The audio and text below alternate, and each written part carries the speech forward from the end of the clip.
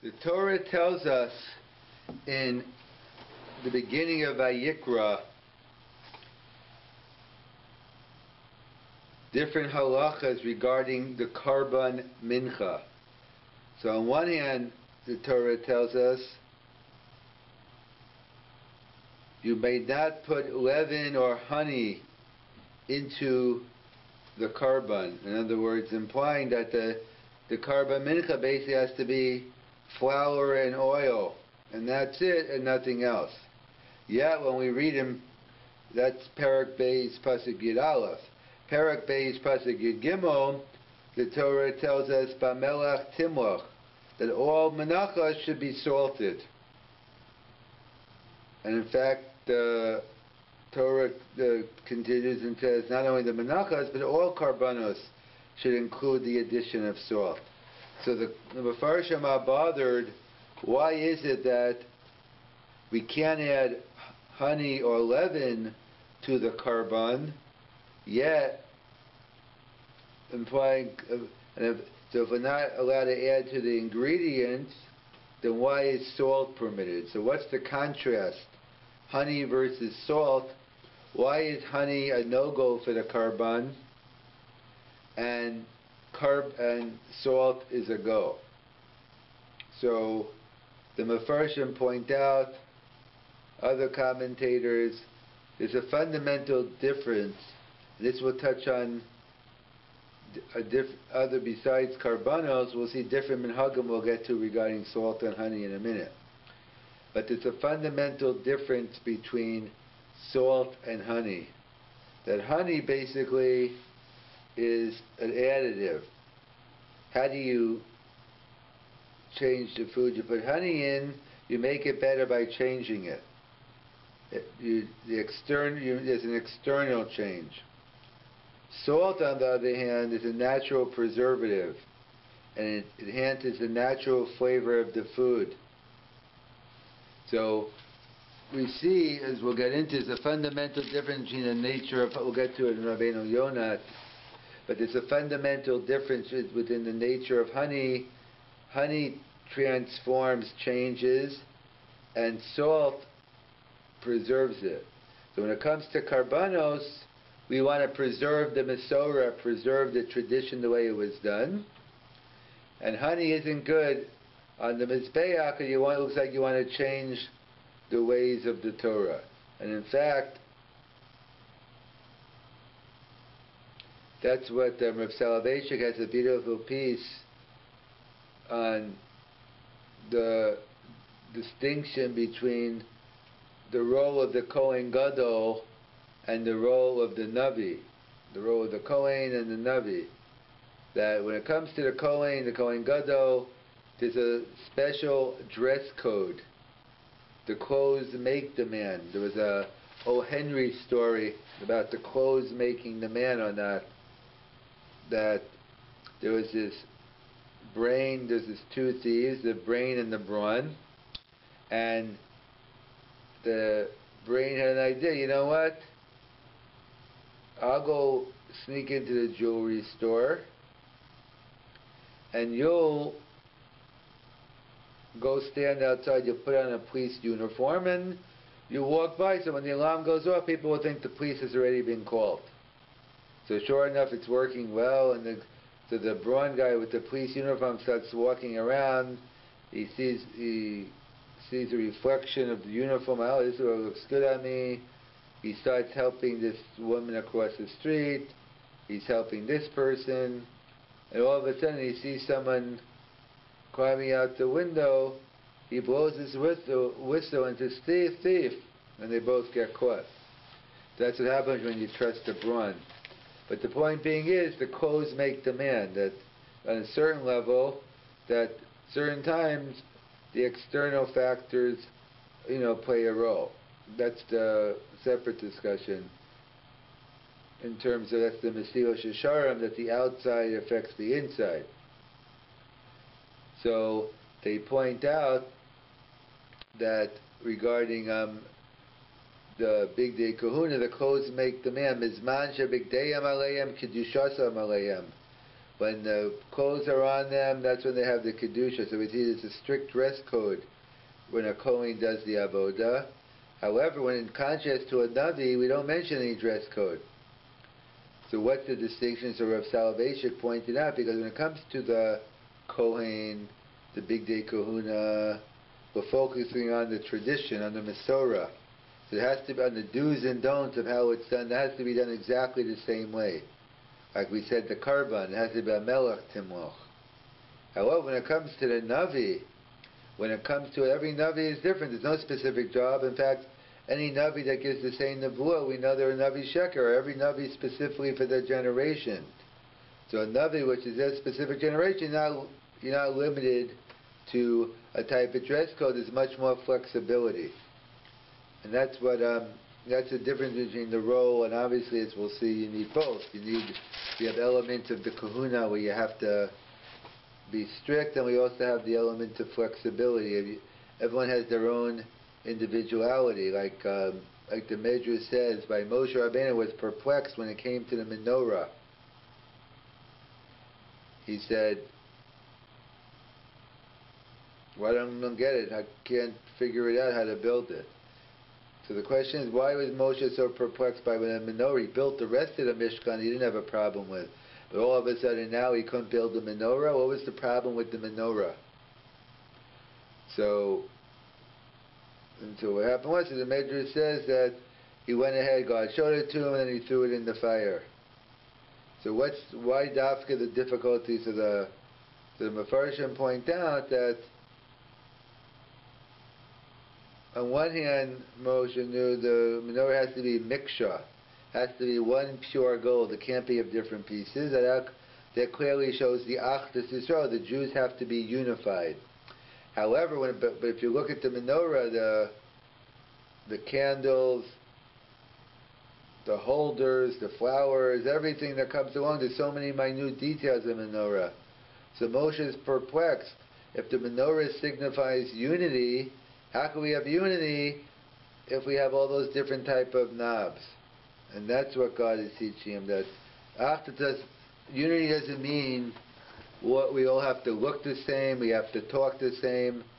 It means besides some basic Yud Gimel Ikarim of Amunah and some demands of Halacha, beyond that, there's a lot of room for flexibility and individuality. And that was the message of the menorah. The menorah, you have to realize that you have to get along with everyone, even people who think different than you, look different than you, etc. And that's what that's what we see from the menorah, and that's what we see similarly the Big Day Kahuna. On one hand, you have to be able to, the Big Day Kahuna represent the avodah of the tradition, and that's the salt, Bamelach Timlach, and the honey represents transforming, changing, going with the times, and that's the role of the Navi. So we all have, in our own avodah Hashem, we have the role of the Navi as well as the role of the Big Day Kahuna. We have to know how to combine the two.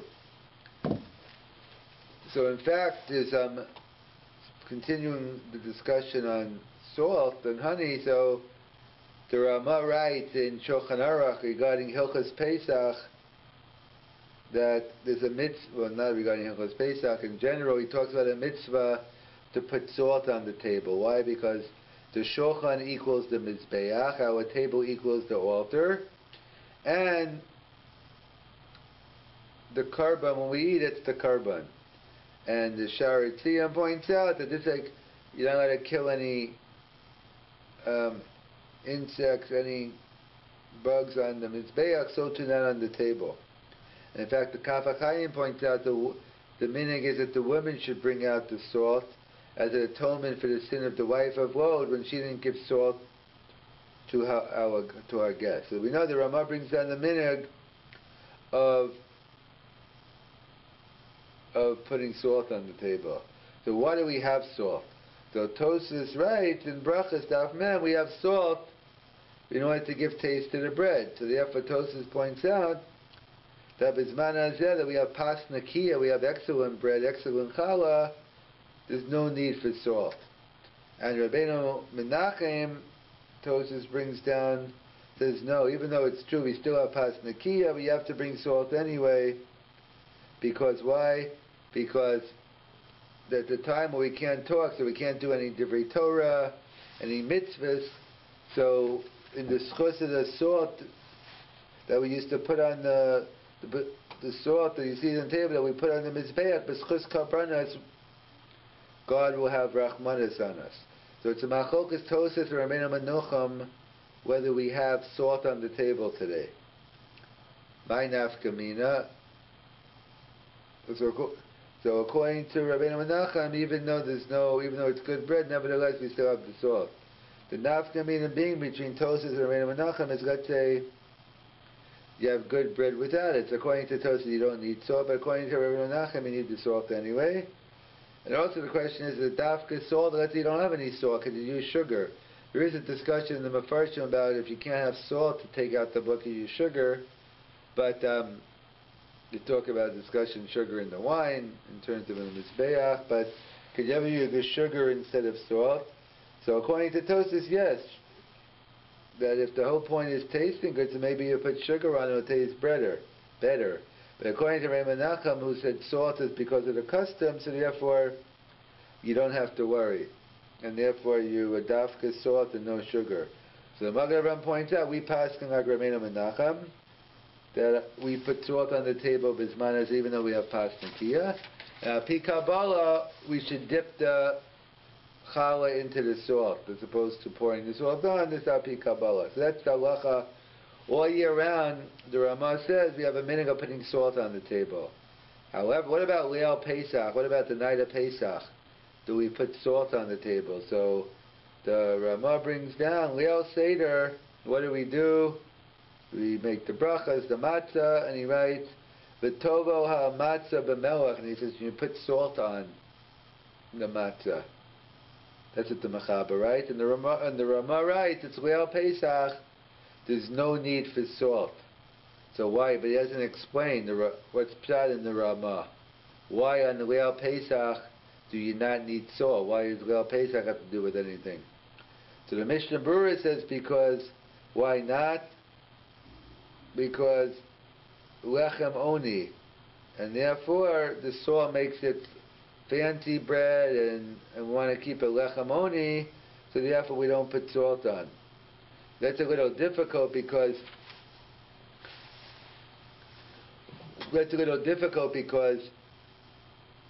we know that the Gemara tells us the Mishnah tells us in Pirkei Avos, pas b'melach tochal. What's the way we should be like a poor person who just has bread and salt? So if it's lechem ani, it should be with salt.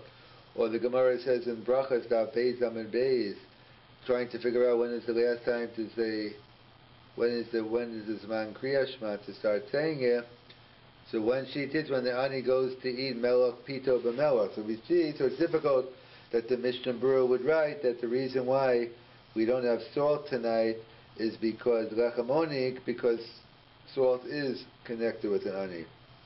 So the Aruch HaShulchan says another reason, not because of that, is because of Chavivas HaMitzvah. You want to show how much you love the matzah, how much you love the mitzvah. We're so excited. The matzahs are perfect. We want them the way they are. Some suggest maybe because it's Leil Shimurim, therefore there's no need for salt. So that's Leil Pesach. So different minhagim about whether you put salt on the matzah Leil Pesach. When else don't you use salt? Potentially. So there's a minhag on Rosh Hashanah to put honey on the challah.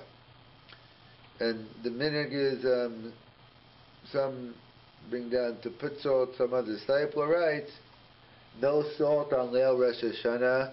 Ibn Chazon said only honey. The shaila is, why discriminate against salt? Like, what does it bother you? If this is something specific, you don't want to have salt on the challah on Leil Rosh Hashanah. So as we pointed out before, and Rav Hirsch explains, there's a fundamental difference between the qualities of salt and the qualities of honey. The quality of a salt, that's a preservative. It keeps something a long time. You want to keep something. And In other words, if something's spoiled, salt isn't going to help you. However, the Gemara tells us at the end of Avodah Zarah regarding honey, that you could buy honey from a guy. How come we're not concerned that maybe there's some treif he threw in, like we're concerned by Chol of Yisrael? So the Rush in Brachas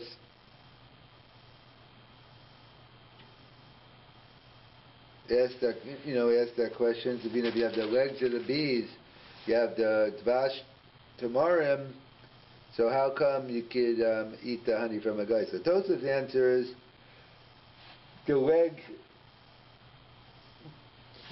of the honey, the legs of the bees, they're like bones. There are no same tam with kam. There's no taste, and that's why.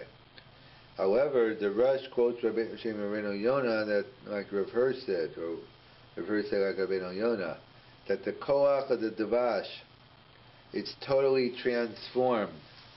That honey takes over the whole procedure. It could even take away if there was the non-kosher bees or the non-kosher food. So therefore the koach of honey is on Rosh Hashanah. We want to do a tshuva shchema. We want to show it changing. And therefore, as the Rambam says, ani acher. So when it comes to Rosh Hashanah, we want to show it changing, and therefore, even if we have a spoiled piece of meat, we could change. And that's why we don't want to put salt, because salt's showing we're not changed. Salt is showing we're keeping the way we're doing before.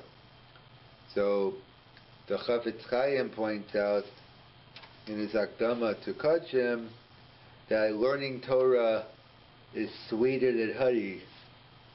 So what's the pshat? What do we mean learning Torah is sweeter than honey? Because honey overturns nevela, and the just like honey transforms the non-kosher, so too Torah transforms the person. Rabbi Yashav takes it a step further. Dav Zayin B'Chores, he says, honey can only overturn if it's pieces, but not if it's a full piece, a barrier. But Torah has the ability to change even the worst of us. That's what Chazal tells us, called Talmid Chacham she'ein bo deya nevela tova hameno. Any Talmid Chacham that has no common sense, nevela is better, because what's the pshat? That Shabina Rav points out, because if you're showing you have all this Torah and it's not changing, you're worse than a piece of nevela you throw into the honey, that could change. So we see the contrast in halacha so we have by the karbanos, we have the karban, no honey, yes salt. When it comes to Leil Pesach, different minhagim, but we'll say, Leil Pesach, we'll discuss no salt. And Rosh Hashanah, no salt, but honey. So because on Rosh Hashanah, we want to show we're transforming ourselves. And therefore we have honey. But the night of the Seder, the Leil Seder, is known as Avoda. We take the laws of the Karbanas, we take the laws of the Big Day Kahuna, and therefore we follow through our tradition. But of course, even within that, we sparkle the Seder with both. In Avodas Hashem, we have the role of the Kohen and we have the role of the Navi. And our challenge in Avodas Hashem, we have to have the ability to combine both of them, and that was the part that Moshe was bothered by. How can it be that on one hand you have the menorah from one big piece, yet you have all the different nods? Because in Avodas Hashem doesn't mean doing all the same thing, but it means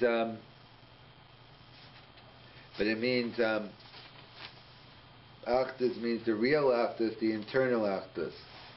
And that's why we know when it comes to Avodas Hashem, we see it depends. Sometimes we need a dose of honey when it's Rosh Hashanah, when we're talking about change with the Navi. And other times we see salt is even sweeter than honey. And when it comes to the Karbanas, when it comes to the Masorah, keeping the tradition, we see salt is king, and that's the halacha. No honey on the Karbanos. You're not allowed to add honey. However, all Korbanos must have salt in them to show that we're preserving the Mesorah, just like salt is the natural preservative.